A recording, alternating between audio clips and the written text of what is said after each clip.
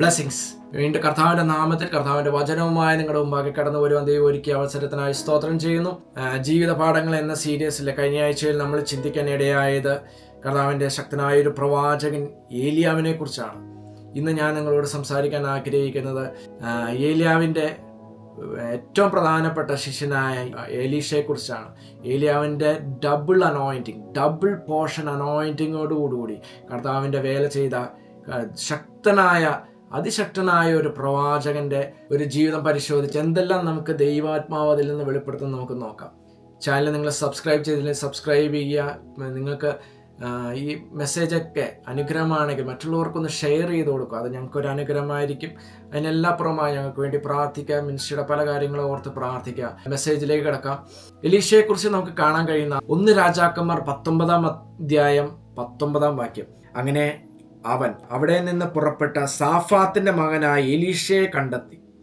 അവൻ 12 ഏർ കാള പൂട്ടി ഉഴുവിച്ചു കൊണ്ടിരുന്നു. 12-ാമത്തേതിനോട് കൂടെ താൻ തന്നെയായിരുന്നു. ഏലിയാവ് അവൻ്റെ അരികെ ചെന്ന് തൻ്റെ പുതപ്പ് അവൻ്റെ മേലിട്ടു. അവൻ കാളയെ വിട്ട് ഏലിയാവിൻ്റെ പിന്നാലെ ഓടിയതായിട്ട് കാണാം. എലീഷയെ നമുക്ക് ആദ്യമായിട്ട് കാണുമ്പോൾ he was ploughing with an oxen. ഒരേ കാളയുടെ കൂടെ നിന്ന് ഭൂമി ഉഴുതുമറിക്കുന്നതാണ് നമുക്ക് കാണാൻ കഴിയുന്നത്. ഒരു സ്മോൾ ബിഗിനിങ്, ഒരു ഹംബിൾ ബിഗിനിങ് ആയിരുന്നു എലീഷയുടെ. എലീഷ താൻ ചെയ്തുകൊണ്ടിരുന്ന കാര്യത്തിൽ വിശ്വസ്തനായിരുന്നു. അല്പത്തിൽ വിശ്വസ്തനായിരിക്കുക, അധികത്തിൽ ദൈവം വിചാരകനാക്കുമെന്ന് ദൈവത്തിൻ്റെ വചനം പറയുന്നത്. ദൈവം നമ്മളെ ഏൽപ്പിച്ച കാര്യത്തിൽ നമ്മൾ വിശ്വസ്തനായിരിക്കുക. ദൈവം നമ്മളെ അധികത്തിൽ വിചാരകനാക്കും. ഒരിക്കലും പ്രതീക്ഷിക്കാത്ത പോലെ ആ രാജ്യത്തിൻ്റെ ഏറ്റവും ശക്തനായ പ്രവാചകൻ വന്ന് അദ്ദേഹത്തിൻ്റെ മേൽ, എലീശയുടെ മേൽ കൊണ്ടുവന്ന് ഹല്ലേലൂയ അദ്ദേഹത്തിൻ്റെ പുതപ്പിടുകയാണ്. അതോടുകൂടി അതെല്ലാം വിട്ടിട്ട് ഹല്ലേലൂയ പ്രവാചകന്റെ പുറകെ ഓടിയതായിട്ട്, അതായത് ദൈവത്തിന് വേണ്ടി ശുഷ്കാന്തിയോടെ നിൽക്കാൻ ഹല്ലേലൂയ സ്തോത്രം എലീശ തയ്യാറായി. അന്ന് മുതൽ അശക്തനായ ഏലിയാവിൻ്റെ ഒപ്പം ഹല്ലേലൂയ ശുശ്രൂഷയ്ക്ക് ഏലിയാവിനെ സഹായിച്ചു കൊണ്ടേയിരുന്നു. ഹല്ലേലൂയ സ്തോത്രം. ഒരിക്കൽ ഹല്ലേലൂയ ഏലിയാവ് പറഞ്ഞു, ഞാൻ എടുക്കപ്പെടാൻ പോവുകയാണ്, ദൈവം എന്നെ ചുഴലിക്കാറ്റ് എടുക്കപ്പെടാൻ പോവാണ്. ഹല്ലേലൂയ സ്തോത്രം. ഹി ഡിസൈഡ് ഹല്ലേലൂയ ഏലിയാവിൻ്റെ മേൽ എന്ത് കടന്നോ അത് തന്നെ, അല്ല അതിൻ്റെ ഡബിൾ പോർഷൻ ഏലിയാവിനോട് എലീശ ചോദിച്ചു. ഏലിയാവിനോട് എലീശ എന്ത് ചോദിച്ചോ അത് തന്നെ ഏലിയാവിൻ്റെ മേൽ, എലീശയുടെ മേൽ ഹല്ലേലൂയ ദൈവം പകരാനിടയായി. ദൈവത്തോട് ഡബിൾ പോർഷൻ ചോദിക്കുന്നു, ട്രിപ്പിൾ പോർഷൻ ചോദിക്കുന്നു. ദൈവം എന്നെ ശക്തമായി അനോയിൻറ്റ് ചെയ്യണം എന്നൊക്കെ ചോദിക്കുന്നത് it's not a pride, but hallelujah നിങ്ങൾക്ക് ആ ഒരു സെലസ് ഉണ്ടെങ്കിൽ, ദൈവത്തിന് വേണ്ടി ചെയ്യാൻ ഹല്ലേലൂയ മനസ്സുണ്ടെങ്കിൽ ഹല്ലേലൂയ നിങ്ങളത് ചോദിക്കുന്നതിൽ ദൈവത്തിന് അത് ഇഷ്ടമാണ്. ഹല്ലേലൂയ. പക്ഷേ അനോയിൻറ്റിങ് അല്ലെങ്കിൽ വെറുതെ അല്ല നമ്മൾ അതിനു വേണ്ടി വില കൊടുക്കുന്നെങ്കിൽ അതിനു വേണ്ടി നിൽക്കണം. അതിനുവേണ്ടി ദൈവത്തിൻ്റെ പദ്ധതിക്കൊപ്പം നിൽക്കുകയും വേണം. മറ്റൊന്ന് നമുക്ക് പഠിക്കാൻ കഴിയുന്ന stay very close to your spiritual fathers or spiritual mentors. Hallelujah സ്തോത്രം. 2 രാജാക്കന്മാർ 2-ാം അധ്യായത്തിൽ നമുക്ക് കാണാം, ഏലിയാവ് പറയുന്നുണ്ട് ഹല്ലേലൂയ നീ ഇവിടെ താമസിച്ചു കൊള്ളുക, ഹല്ലേലൂയ നീ ഇപ്പം എൻ്റെ കൂടെ വരണമെന്നില്ല, ഞാൻ ബഥേലിലേക്ക് പോവുകയാണ്. ഹല്ലേലൂയ. വീണ്ടും ഏലിയാവ് 4-ാം വാക്യം പറയുന്നുണ്ട്, ഏലിയാവ് അവനോട്, എലീശയെ നീ ഇവിടെ താമസിച്ചു കൊള്ളുക, ഞാൻ യെരിഹോവിലേക്ക് പോകുന്നു. വീണ്ടും ഏലിയാവ് പറയുന്നു 6-ാം വാക്യം, ഏലിയാവ് അവനോട് നീ ഇവിടെ താമസിച്ചു കൊള്ളുക, ഞാൻ യോർദാനിലേക്ക് പോവുകയാണ്. അങ്ങനെ സ്ഥലം മാറി മാറി പോകുമ്പോൾ ഏലിയാവ് പറയുന്നുണ്ട്, എലീശ നീ ഇവിടെ താമസിച്ചോ, ഞാൻ പോവുക. പക്ഷേ എലീശ പറയുന്നുണ്ട്, എല്ലായിടത്തും എലീശ പറയുന്ന ഒരു മറുപടിയാണ്, യഹോവയാണ് നിൻ്റെ ജീവനാണ്, ഞാൻ നിന്നെ വിടുകയില്ല എന്ന് പറഞ്ഞു. ഹല്ലേലൂയ. ഇതുപോലത്തെ ഒരു ചെറിയ വാക്ക് നമുക്ക് കാണാൻ കഴിയുന്നില്ല. റൂത്തിനെ കുറിച്ച് ചിന്തിക്കുമ്പോൾ അതിലേക്ക് ഞാൻ പോകുന്നില്ല. പക്ഷേ റൂത്ത് തൻ്റെ അമ്മായിയമ്മയെ വിടാതിരുന്നുകൊണ്ട് യേശുക്രിസ്തുവിൻ്റെ ഹല്ലേലൂയ വംശാവലിയിൽ റൂത്തിൻ്റെ പേരിന്ന് കാണുന്നു. ദൈവത്തിന് വേണ്ടി നിൽക്കുന്നവരെ ദൈവം മാനിക്കുന്ന ദൈവമാണ്. ഹല്ലേലൂയ. തൻ്റെ മെൻറ്റേഴ്സിനെ, തൻ്റെ പ്രവാചകന്മാരെ വിടാതെ ഹല്ലേലൂയ, അവർക്ക് പല കുറവുകളുണ്ടാകാം, പക്ഷേ വിടാതെ പിടിച്ചോ ഹല്ലേലൂയ, ദൈവം നിന്നെ ഒരു നാൾ മാനിക്കും. അവരെ മാനിച്ചതിനേക്കാൾ അധികമായി നിന്നെ മാനിക്കും. മറ്റൊന്ന് നമുക്ക് കാണാൻ കഴിയുന്ന രാജാക്കന്മാരുടെ പുസ്തകം 4-ാം അധ്യായം, 2 രാജാക്കന്മാർ 4-ാം അധ്യായത്തിൽ നമുക്ക് കാണാൻ കഴിയുന്നു, കർത്താവിൻ്റെ ഒരു പ്രവാചക ശിഷ്യൻ്റെ ഭാര്യ എലീശയുടെ അടുക്കൽ നിലവിളിച്ചുകൊണ്ട് ഓടി വരിക. പ്രവാചക ശിഷ്യൻ മരിച്ചുപോയി, അദ്ദേഹത്തിന് കടമുണ്ടായിരുന്നു, കടം വീട്ടുവാൻ അവർക്ക് ഒരു നിവൃത്തിയില്ല. അങ്ങനെ നിവൃത്തിയില്ലാതെ ഇരിക്കുമ്പോൾ കടക്കാർ വന്ന് ഇവളുടെ 2 മക്കളെ പിടിച്ചുകൊണ്ടുപോയി അടിമകളാക്കാൻ ശ്രമിച്ചുകൊണ്ടിരിക്കുമ്പോഴാണ് എലീശയുടെ അടുക്കൽ വരുന്നത്. എലീശ ഇവിടെ നമുക്ക് കാണാൻ കഴിയുന്ന ഒരു കാര്യമാണ് ഗോഡ്സ് പവർ, ദൈവത്തിൻ്റെ ശക്തി ഇവിടെ വ്യാപരിക്കുന്ന നമുക്ക് ഒരു മിറാക്കുലസ് സംഭവം ഇവിടെ സംഭവിക്കാൻ നമുക്ക് കാണാം. God's power works in obedience, not in our status. നമ്മൾ എന്തെല്ലാം എത്രമാത്രം ദൈവത്തിന് ഒബീഡിയൻ്റ് ആവോ അത്രമാത്രം അത്ഭുതം നമ്മൾ കാണും. അല്ലെങ്കിൽ എലീശ പറയുന്നുണ്ട്, ഞാൻ നിനക്ക് വേണ്ടി എന്ത് ചെയ്തു തരണം? അവളെ എന്ന് ചോദിച്ചാൽ എൻ്റെ വീട്ടിൽ ഒരു ഭരണി എണ്ണയല്ലാതെ അടിയൻ്റെ വീട്ടിൽ ഒന്നുമില്ല. അപ്പോൾ എലീശ പറയാ, നീ നിൻ്റെ അയൽവക്കത്തെല്ലാം പോയി. അതിൻ്റെ 3-ാം വാക്യം വായിക്കുക, നിൻ്റെ അയൽവക്കക്കാരുടെ എല്ലാ അടുക്കൽ പോയി. നിൻ്റെ സ്റ്റാറ്റസ് വിചാരിക്കരുത്. ഹല്ലേലൂയ. എല്ലാവരുടെ അടുത്തുനിന്ന് ആ വെറും പാത്രങ്ങൾ, ചുമ്മാ ഇരിക്കുന്ന പാത്രങ്ങളെല്ലാം ശേഖരിക്കുക. എത്രമാത്രം നിങ്ങൾക്ക് അറിയാൻ പറ്റുമോ അത്രമാത്രം കുറയുക. എലീശ പ്രത്യേകം പറയുന്നുണ്ട്, പാത്രങ്ങൾ കുറവായിരിക്കരുത്. നിങ്ങളുടെ വിഷൻ കുറവായിരിക്കരുത്. ദൈവത്തിന് നമുക്ക് തരാൻ പ്രൊവിഷനുണ്ട്. ദൈവത്തിന് നമ്മുടെ ജീവിതത്തിൽ മിറാക്കിൾസ് ചെയ്യാൻ പ്രൊവിഷൻസ് ഉണ്ട്. ഹല്ലേലൂയ. ദൈവത്തിന് തന്നെ ശക്തിയുണ്ട്. നമ്മളുടെ വിശ്വാസം കുറവായി പോകരുത്, നമ്മുടെ വിഷൻ കുറവായി പോകരുത്. ഹല്ലേലൂയ. അവള് അങ്ങനെ വീടുകളിലെല്ലാം ചെന്ന് പാത്രങ്ങൾ ശേഖരിച്ചു. ഹല്ലേലൂയ, സ്തോത്രം. അവൾ വാതിലടച്ചു. പാത്രങ്ങൾ നിറഞ്ഞ ശേഷം പാത്രങ്ങളെല്ലാം പിന്നീട് ആ പാത്രങ്ങളെല്ലാം എണ്ണ കൊണ്ട് നിറഞ്ഞതായിട്ട് നമുക്ക് കാണാം. ഞാൻ ചുരുക്കി പറയുകയാണ്. പാത്രങ്ങൾ നിറഞ്ഞ ശേഷം അവൻ തൻ്റെ മകനോട് ഇനിയും പാത്രം കൊണ്ടുവരിക എന്ന് പറഞ്ഞു. അവൻ അവളോട് പാത്രം ഒന്നുമില്ല എന്ന് പറഞ്ഞു. അപ്പോൾ എണ്ണ നിന്നുപോയി. നമ്മുടെ വിഷൻ എത്രമാത്രം ഉണ്ടോ അത്രമാത്രമേ ദൈവത്തിന് പ്രവർത്തിക്കാൻ കഴിയും. ഹല്ലേലൂയ, സ്തോത്രം. സോ ഇതിൽ നമുക്ക് പഠിക്കാൻ കഴിയുന്ന ഒരു കാര്യമാണ്, നമ്മുടെ വിഷൻ എത്രയും വലുതായിരിക്കുക. ചെറിയ വിഷൻ കാണരുത്. ഹല്ലേലൂയ, സ്തോത്രം. ചെറിയ വിഷൻ കണ്ടാൽ അത്രയേ നമുക്കുള്ളൂ. ഹല്ലേലൂയ. അവൻ ചെന്ന ദൈവപുരുഷനോട് വസ്തുത അറിയിച്ചു. നീ പോയി എണ്ണ വിറ്റ് കടം വീട്ടി ശേഷിച്ചുകൊണ്ട് നീയും മക്കളും ഉപജീവനം കഴിച്ചുകൊള്ളുക എന്ന് പറഞ്ഞു. അങ്ങനെ ഒരു മിറാക്കുലസ് കാര്യമാണ് അവിടെ എലീശ ചെയ്യുന്നത് നമുക്ക് കാണാൻ കഴിയും. അതിൻ്റെ 8-ാം വാക്യം മുതൽ വായിക്കുമ്പോൾ, ഒരു ദിവസം എലീശ ശൂനേമിലേക്ക് പോയി. അവിടെ ധനികയായ ഒരു സ്ത്രീ ഉണ്ടായിരുന്നു. അവനെ ഭക്ഷണത്തിന് വരണമെന്ന് നിർബന്ധിച്ചു. പിന്നത്തേതിൽ അവൻ ആ വഴി പോകുമ്പോഴേക്ക് ഭക്ഷണത്തിന് അവിടെ കയറും.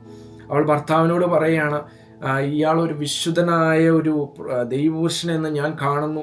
അല്ലല്ലോ, അതുകൊണ്ട് നാം ചുവരോട് കൂടിയ ചെറിയൊരു മാളിക മുറി പണിതുണ്ടാക്കുക. അതിന് ഒരു കട്ടിലൊരു മേശയും കാൽക്കാലിയും ഒരു നിലവിളക്കും വയ്ക്കുക. അവൻ അവിടെ അടുക്കൽ വരുമ്പോൾ അവന് കയറി പാർക്കാമല്ലോ. അങ്ങനെ നമുക്ക് കാണാൻ കഴിയും. എലീശ ആ വഴി പോകുമ്പോൾ ഒക്കെ ആ വീട്ടിൽ ചെന്ന് പാർക്കാനിടയായി. ഹല്ലേലൂയ. നമുക്കിത് പഠിക്കാൻ കഴിയുന്ന ഒരു കാര്യമാണ്. ഹല്ലേലൂയ. ദൈവത്തിൻ്റെ പ്രവാചകന്മാരെയൊക്കെ വിളിച്ച് നമ്മുടെ വീട്ടിലൊന്ന് കിടത്തുന്നൊക്കെ ഒരു അനുഗ്രഹമാണ്. എന്ത് അനുഗ്രഹം ഉണ്ടായി. എൻ്റെ താഴോട്ട് നമുക്ക് വായിക്കുമ്പോൾ നമുക്ക് കാണാൻ കഴിയും. അവർക്ക് കുഞ്ഞുങ്ങളില്ലായിരുന്നു. എലീശ ചോദിക്കുന്നുണ്ട്, നീ ഇത്ര താല്പര്യത്തോടെയൊക്കെ ഞങ്ങൾക്ക് വേണ്ടി കരുതിയല്ലോ, നിനക്ക് എന്തു വേണം?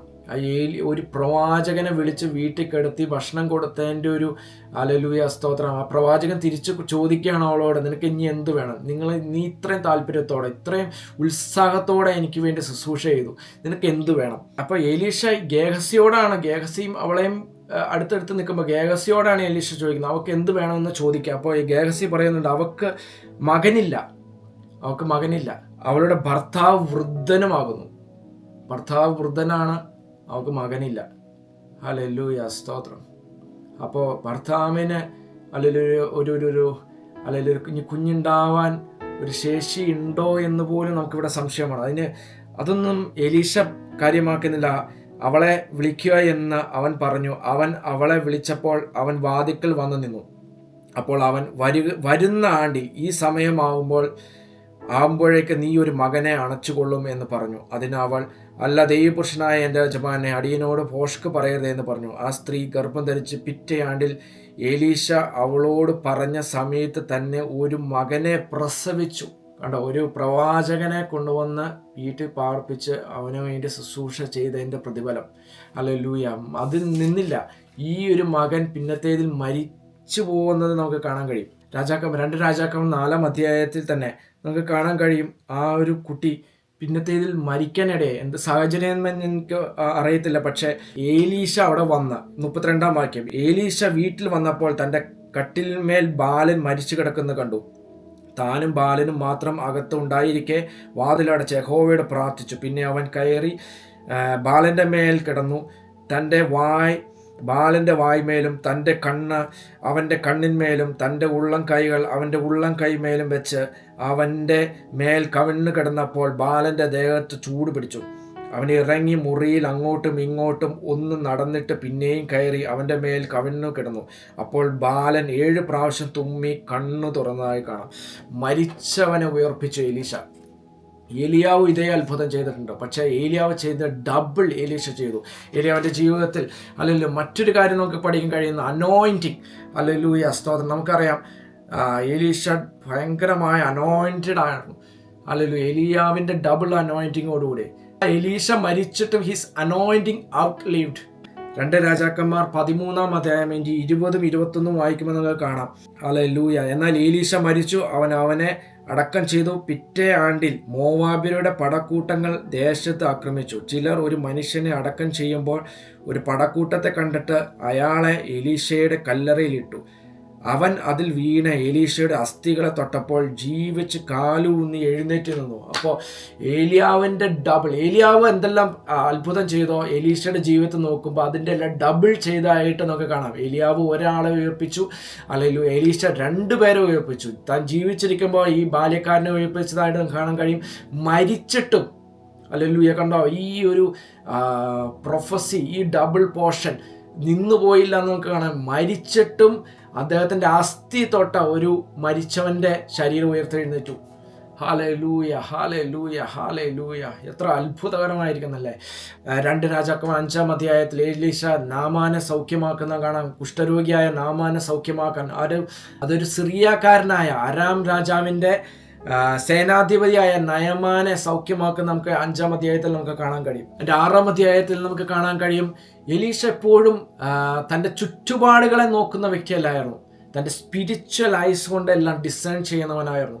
അരാം രാജാവിൻ്റെ കൊട്ടാരത്തിൽ അരാം രാജാവ് സംസാരിക്കുന്ന കൊട്ടാരത്തിൽ അവരുടെ മുറിയിൽ സംസാരിക്കുന്ന കാര്യങ്ങൾ ഇസ്രായേലിൻ്റെ രാജാവിനെ എലീശ വെളിപ്പെടുത്തിക്കൊണ്ടിരുന്നു. അങ്ങനെ ഒരിക്കൽ ഹല്ലേലൂയ ഇത് വെളിപ്പെടുത്തുന്ന എലീശയാണെന്ന് അവർക്ക് മനസ്സിലായി. എലീശയെ പിടിക്കാനായിട്ട് വലിയൊരു സൈന്യത്തെ എലീശയ്ക്കെതിരായിട്ട് അയക്കുന്നവർക്ക് കാണാൻ കഴിയും. 2 രാജാക്കന്മാർ 6-ാം അധ്യായം അതിൻ്റെ 15 മുതൽ വായിക്കുമ്പോൾ ദൈവപുരുഷന്റെ ബാല്യക്കാരൻ രാവിലെ എഴുന്നേറ്റ് പുറത്തിറങ്ങിയപ്പോൾ ഒരു സൈന്യം കുതിരകളും രഥങ്ങളുമായി പട്ടണം വളഞ്ഞിരിക്കുന്നത് കണ്ടു. ബാല്യക്കാരൻ അവനോട്, അയ്യോ യജമാനെ, നാം എന്തു ചെയ്യുമെന്ന് പറഞ്ഞു. കണ്ടോ എലീശയുടെ ഒരു ഹല്ലേലൂയ സ്തോത്രം, ഡിസൈനിങ് ഐസ്, സ്പിരിച്വൽ ഐസ് എപ്പോഴും ഓപ്പൺ ആയിരുന്നു. ഹല്ലേലൂയ, ദൈവത്തിൽ ട്രസ്റ്റ് ചെയ്ത ഒരു വ്യക്തിയായിരുന്നു. എലീശ പറയാം, ഇത്രയും വലിയ സൈന്യം അവർക്കെതിരെ നിൽക്കുമ്പോൾ എലീശ പറയുന്നു, പേടിക്കണ്ട, നമ്മോട് കൂടെയുള്ളവൻ അവനോട് കൂടെയുള്ളവരെക്കാൾ അധികം എന്ന് പറഞ്ഞു. പിന്നെ എലീശ പ്രാർത്ഥിച്ചു. ഹല്ലേലൂയ, ഈ പ്രാർത്ഥന അല്ലെങ്കിൽ നമുക്ക് ഏലിയാവിലും കാണാം. അതിൻ്റെ ഒരു ഇമ്പോർട്ടേഷനാണ് എലീശയിലേക്ക് വന്നത്. യഹോവേ, ഇവൻ കാണത്തക്കവണ്ണം ഹല്ലേലൂയ, ഈ ബാല്യക്കാരൻ കാണത്തക്കവണ്ണം ഇവന്റെ കണ്ണ് തുറക്കണമേ എന്ന് പറഞ്ഞു. ഈ ഒരു പ്രാർത്ഥന നമുക്ക് പൗലോസും എഫെസ്യ ലേഖനം 1-ാം അധ്യായത്തിൽ പ്രാർത്ഥിക്കുന്ന കാണാം. നമ്മുടെ സ്പിരിച്വൽ ഐസ് ഒന്ന് എൻലൈറ്റഡ് ആവണം, നമ്മുടെ സ്പിരിച്വൽ ഐസ് ഒന്ന് തുറക്കണം, ഈ ആത്മലോകം ഒന്ന് കാണണം. നമുക്ക് ചുറ്റും നിൽക്കുന്ന ദൂതന്മാർ എത്രമാത്രം ഉണ്ടെന്ന് നമ്മൾ അറിഞ്ഞാൽ ഹല്ലേലൂയ കർത്താവിന് വേണ്ടി നമുക്ക് നിൽക്കാൻ കഴിയും. ഹല്ലേലൂയ സ്തോത്രം. യഹോവ ബാല്യക്കാരൻ്റെ കണ്ണ് തുറന്നു. എലീശയുടെ ചുറ്റും അഗ്നിമയമായ കുതിരകളും രഥങ്ങളും കൊണ്ട് മല നിറഞ്ഞിരിക്കുന്ന അവൻ കണ്ടു. ഹല്ലേലൂയ ദൈവമക്കളെ, നമ്മൾ കർത്താവ് യേശു ക്രിസ്തു വിശ്വസിക്കുകയാണെങ്കിൽ നമ്മുടെ ചുറ്റും ഇതുപോലെ വലിയ സൈന്യം, അല്ലെങ്കിൽ നമ്മൾ എത്രമാത്രം ശുശ്രൂഷ കൂടുതൽ ചെയ്യുന്നോ നമ്മുടെ മേലുള്ള പ്രൊട്ടക്ഷൻ അതുപോലെ കൂടി വരും. ഇതുപോലത്തെ ഹല്ലേലൂയ സ്തോത്രം, അഗ്നിമയമായ കുതിരകൾ, രഥങ്ങൾ, ഇതെല്ലാം ഹല്ലേലൂയ വലിയ ഏഞ്ചലിക് ആർമി തന്നെ നമ്മുടെ കൂടെ ഇറങ്ങി നിൽക്കും. അവൻ്റെ അടുക്കൽ വന്നപ്പോൾ എലീശ യഹോവയോട് പ്രാർത്ഥിച്ചു, ഈ ജാതി അന്ധത പിടിപ്പിക്കണമേ എന്ന് പറഞ്ഞു. എലീശയുടെ അപേക്ഷ പ്രകാരം അവൻ അവരെ അന്ധത പിടിപ്പിച്ചു. എലീശയെക്കുറിച്ച് ഇനിയും നമുക്ക് പല കാര്യങ്ങൾ ചിന്തിക്കാനുണ്ട്. പക്ഷേ ഈ വീഡിയോ ഒത്തിരി ദൈർഘ്യമാക്കാതെ ഞാൻ ചുരുക്കുകയാണ്. ഹല്ലേലൂയ, 2 രാജാക്കന്മാർ പുസ്തകം വായിക്കുക. എലീശയെക്കുറിച്ച് കൂടുതലായി നിങ്ങൾക്ക് മനസ്സിലാക്കാൻ കഴിയും. ഹല്ലേലൂയ, പ്രവാചകന്മാരുടെ എല്ലാ കാര്യങ്ങൾ പഠിക്കുന്നതും അല്ലെങ്കിൽ നമ്മുടെ ജീവിതത്തിൽ വലിയൊരു അനുഗ്രഹമായിരിക്കും. ഈ ഒരു മെസ്സേജ് നിങ്ങൾക്കൊരു അനുഗ്രഹമായെങ്കിൽ അനേകർക്ക് ഷെയർ ചെയ്ത് കൊടുക്കുക. ഞങ്ങൾ ചെയ്യുന്ന മിനിസ്ട്രി ഓർത്ത് പ്രാർത്ഥിക്കുക, ഞങ്ങളെ ഓർത്ത് പ്രാർത്ഥിക്കുക. കൂടുതൽ കർത്താവിന് വേണ്ടി നിൽക്കുവാനും ഈ പുതിയ മെസ്സേജസുമായിട്ട് നിങ്ങളുടെ മുമ്പാകെ കടന്നു വരുവാനൊക്കെ ദൈവം അവസരം ഒരുക്കേണ്ടതിന് നിങ്ങളുടെ പ്രാർത്ഥന പ്രത്യേകമായി ചോദിക്കുന്നു.